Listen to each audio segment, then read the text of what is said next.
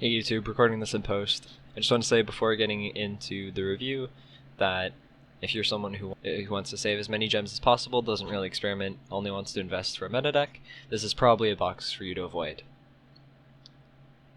If you're not one of those people, or you're curious nonetheless, then enjoy the video. Hello YouTube, today we're going to be doing a brief review of the upcoming box, Chronicle of Glory. This mini box will be dropping tomorrow, July 13th, or maybe today, depending on when I upload this video.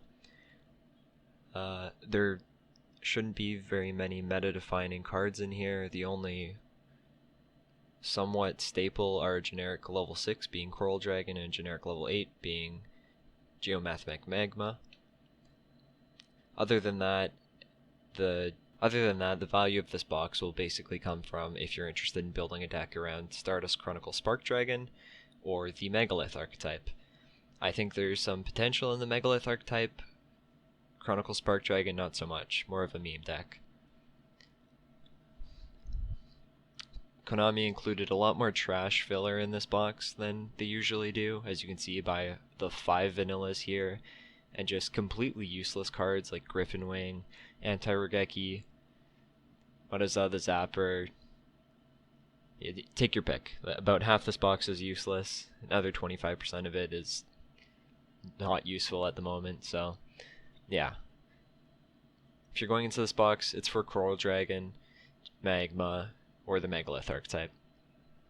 With that in mind, I'll be going over Chronicle and the cards useful for bringing it out, as well as the Megalith archetype. That'll be the focus of this video.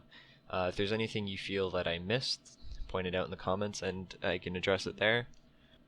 So we'll start out with the cover card of this box, Stardust Chronicle Spark Dragon. This is a level 10 Synchro that requires one non-tuner Synchro monster and one or more non-tuner Synchro monsters. So both its materials have to be Synchro monsters. With that in mind, Konami seems to have included a bunch of Synchro tuner monsters in this box because as of right now I don't think we have any in the game. Correct me if I'm wrong. But yeah, all of these 6 Synchros they put in this box, only one of them isn't a tuner, being the Dragunity Knight Luin, this Dragunity Knight level 6. Coral Dragon is a level 6 tuner Synchro, Geomathmech Magma is a level 8 tuner Synchro, Paralysis the Purple Pyrotile is a level 2 tuner Synchro, and PHONON Pulse Dragon is level 4 tuner Synchro. They also included this spell card, Battle Waltz, which allows you to target a Synchro monster you control and special summon a Waltz token with the current type, attribute, level, attack, and defense of that monster. Neither player takes any battle damage from attacks involving that token. So I think the idea there is to use Battle Waltz on a tuner Synchro in order to Synchro again into something bigger. Unfortunately, that's not going to be helpful for getting into Chronicle Spark Dragon, as the token would not be a Synchro. But yeah, that's there to combo with the tuner Synchros in this box. So let's go through each of the tuner Synchros. First up we have Coral Dragon, and I think this is by far the most generic card in the box. Well, perhaps Magma is even more generic, but no, probably Coral Dragon. This is arguably the best level 6 Synchro we have. It's up there with Brionac, even more useful than Brionac in a lot of circumstances. Once per turn, you can discard a card and target one card your opponent controls, destroy it. So it's spot removal every turn. And then if the Synchro Summon card is sent from the field to the graveyard, you can draw a card. That means if you Synchro off Coral Dragon, such as to make Chronicle, you get to draw a card. So it serves a similar purpose as Brionac being removal while discarding a card, but it, unlike Brionac, it also floats into a draw. Now that draw is if it's sent to the graveyard by any means, by your opponent's card effect, by you synchroing, by battle, so it's really good. Also, you note the if you can wording, meaning that it won't miss timing. The next tuner synchro we have is Geomathmech Magma, which is a level 8 And when this card destroys a monster by battle, target 2 cards your opponent controls and destroy them. That's a pretty good effect. If you can resolve that, you get to pop 2 for free, and you can potentially do that every turn. So with a bit of Forbidden Lands protection or something like that, this card can be insane. But and not only that, if it's destroyed by battle or by your opponent's card effect, it floats into a Mathmech spell or trap. So in this box, there are, I believe, 3 Mathmech spell or traps, maybe 4. There's this card, Mathmech Induction, another trap card. Oh no, that's a Megalith. There's this card, Mathmech Induction, Mathmech Equation, and Mathmech Billion Blade Nayatu. Billion Blade Nayuta. So 3. There's 3 cards it can float into. The card that I think you'll most often want to float into it, at least if you're splashing this card in any other deck that can make a level 8 Synchro, would be Mathmech Equation. What Mathmech Equation does is you can target a Mathmech monster in your graveyard, including Geomathmech Magma, and special summon it. And then it also gains 1,000 on top of that. So that means you can Synchro any 2 cards that can make it a level 8. Bring out this guy. Your opponent has to deal with him, otherwise you're going to pop 2 of their cards in the battle phase. And then, even if they do deal with them, if they send it to the graveyard, or sorry, even if they destroy it, you can float into Equation and just either bring it back that same turn and try to do it again, or bring it back next turn. And if you bring it back next turn, it can float again. So yeah, I can see this card being run in any deck that can make level 8s, maybe with some Forbidden Lands support, and between 1 to 3 copies of this card. I think there's some serious meta potential there. Next up we have PHONON Pulse Dragon. Level 4 tuner Synchro. I think this is our 3rd level 4 Synchro we have now. And the 2nd usable one. So whereas some decks might want to make caster, they might instead choose this now because it's a tuner. When it's Synchro Summoned, you can declare a level from 1 to 3, and it becomes that level. You can have special summon monsters for the rest of the turn, except for a Synchro Summon using this card as Synchro material. So it kind of locks you out of special summoning after you use it, but that's fine. You just do it towards the end of your combo, and then obviously it can be a level 1, a level 2, a level 3, or a level 4, which is useful for synchroing into bigger stuff. This card might see play. There aren't any decks that I can think of at the moment that would use it, but yeah, it's usable. Then we have the level 2. Unfortunately, Konami did not give us Formula Synchron. They gave us Paralysis the Purple Pyrotile. Generic level 2, tuner Synchro. When sent from the field to the graveyard, all monsters your opponent control lose 500 attack. It has really weak stats, and yeah, pretty terrible effect. Not sure why you would use this card at the moment, unless we get TG Hyper Librarian or something. So yeah. And then, like I said, there's Battle WALTZ, which might also help with synchroing into bigger things using these tuners. Now let me just briefly cover the rest of the Mathmech cards. I can't really see any way they'll all be used together other than maybe splashing a spell or trap to use with Geomathmech Magma, but I'll cover the monsters as well. We've got Mathmech Edition, level 4 Cybers, 1000, 1000. Target one face-up monster in the field. You cannot special summon monsters from the extra deck for the rest of this turn, except Cybers monsters, and special summon them from your hand. If you do, target monster gains 1000 attack. So he's basically an extender from your hand, but he locks you into Cybers monsters. Maybe you'll use him to easily synchro into Magma, as if you control a level 4 tuner, you can just summon this guy and synchro into Magma.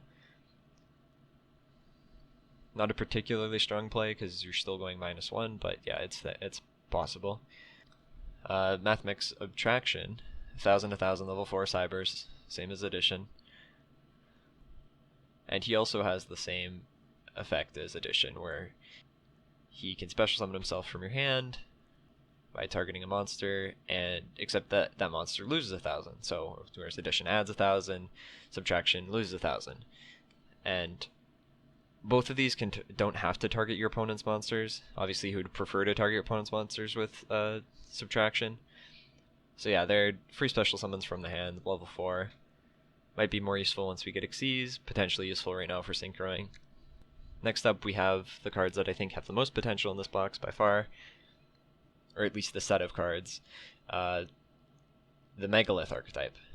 So, Megalith archetype are a archetype of ritual monsters that do not require ritual spells to summon them. Basically how they work is you discard one of the level 8 Megaliths, being Megalith BETHOR, the UR in the box, or Megalith PHALEG, just a rare in the box. And when you discard these, as you can see, you can ritual summon.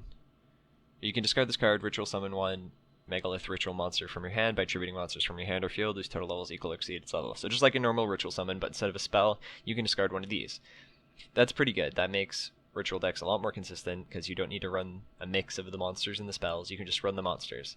Not only that, but most of the monsters, excluding these level 8s, which are essentially your ritual spells, but also can be ritual monsters, all the little ones, the level 4s, can all search. So the main one that is a definite 3 of would be Megalith OPHIEL.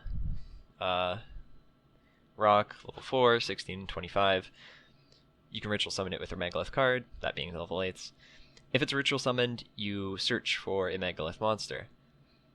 So yeah, it's really consistent. You can search for any of your pieces. You can search for these to facilitate another summon. Or you can search for one of these to summon. And then its second effect is a hard once per turn, and it lets you ritual summon a ritual monster from your hand by attributing monsters from your hand or field, including it, whose total levels equal or exceed the ritual monster. So just another way to ritual summon monsters without a spell. All of these level 4s have that second effect, where hard once per turn you can ritual summon using them on the field as a tribute. And then they each have different searching effects. So this one, definite 3 of searches monsters. This one, run between 1 or 3. And if it's ritual summon, you can add a Megalith spell trap from your deck to your hand. I'll go over those in a bit.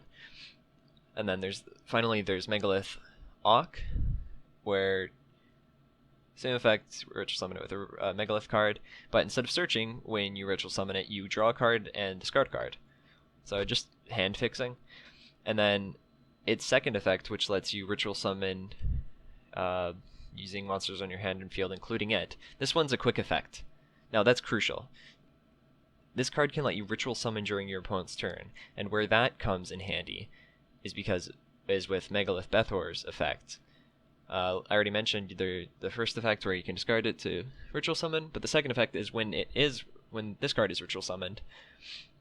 You can target cards your opponent controls up to the number of ritual monsters with different names in your graveyard. So that can, at bare minimum, that's likely 2 pops during your opponent's turn on a quick effect, but it can very easily be 3 or 4 or even 5, which is insane. Insane amount of interruption off one card. So now I'll go over the Megalith spell and traps. I believe there's 1 spell and 2 traps in this box. Megalith Portal's the field spell, and it's a pretty good one. The first time each ritual summon monster would be destroyed by battle each turn, it's not destroyed. So battle protection for all your guys. And then if a Megalith monster is special summoned, you can target a ritual monster in your graveyard and add it to your hand. And that's a hard once per turn. So it just generates advantage. So if you can get this guy down at any point in your turn before you ritual summon, which you very easily will, as HAGITH can search it, and your whole turn will basically just be ritual summoning, you can add a card back. And then when you use Auk to ritual summon your opponent's turn, you can add another card back, so that's another +1. Then there's Megalith Emergence, which is a pretty good trap card. You can target a Megalith monster in your graveyard, special summon in defense position, but place it on the bottom of the deck when it leaves the field. That card's pretty good because it can set off the field spell to add a card from your deck to your hand, because if you notice, the field spell doesn't say if a Megalith monster is ritual summoned, just special summoned. So you can use this on your opponent's turn to trigger this. And yeah, it's a special summon. It's good. Unfortunately, BETHOR's effect only procs when he's ritual summoned, not when he's special summoned off Emergence. Same thing with the Searchers, they only trigger when they are ritual summoned. How you can use this card, however, is to special summon an Auk that you had in the graveyard in order to use its quick effect to ritual summon your opponent's turn. So say you bring out Auk and then your opponent floodgates it or uses Malayhu on it. That's fine, you just tribute it off for a ritual summon. On their turn, use Emergence, bring back Auk, do the quick effect, pop a bunch of their cards. Finally, we have Megalith Promotion, Continuous Trap. Target went level 4 lower monster you control, its level becomes double its original level. So basically, you just turn the level 4s into one card level 8s. This is potentially useful. In my testing build, I'm not running any of these, but it's definitely not useless, so we'll have to see once this deck gets optimized if this ends up seeing play. Hey YouTube, sorry if the audio's a little different. I'm recording this after editing. I've realized that I forgot to sign off, so I just want to state that everything in here is clearly my opinion. I could very well be wrong about things. They're just my first impressions. So please comment below if there's anything I missed or you think that I got wrong. I should have a video coming out with showcasing some Megalith gameplay. So subscribe for that if you want to see that, and leave a like if you enjoyed this. Thanks for watching.